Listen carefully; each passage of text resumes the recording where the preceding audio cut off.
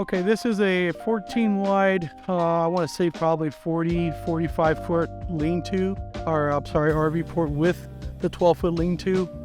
This one has the lean-to extension, it's probably about 15 feet tall. It turned out really nice. Open beams, so there's no base rails in front of the fifth wheel. It's all pin plates and beams. Yeah, the lean-to is it's all post and beam. So again, you don't have base rails so it's handicap accessible. So you can get around with wheelchairs if you have to.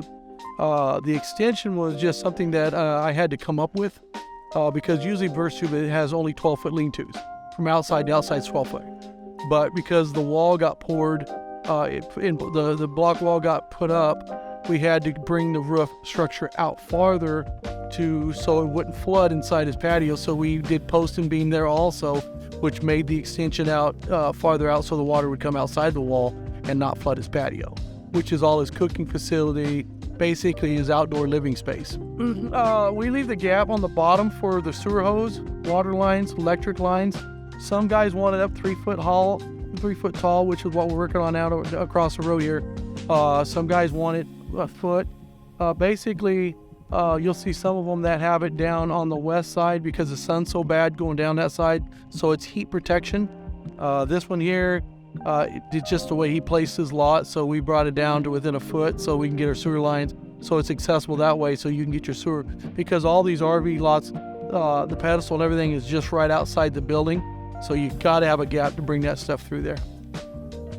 It's basically custom. I mean, the way I do the front gables with the J trim, very particular with the rake trims that we do. I mean, it's all 312, so everything has to be pre-cut exactly so it doesn't have gaps. There's not too much that's not cut on here except for the roof panels are usually the same the width of what they're supposed to be. That gable. I like my gables completely level all around in my lean-tos. That way it looks good. So I kind of fabricate that.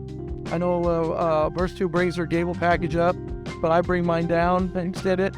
So I kind of like mine down where it's level and even all the way around, so it looks really good with the customers. So we got the Mexican brick around it, which really highlights it. We matched his colors of his shed. He's extremely happy.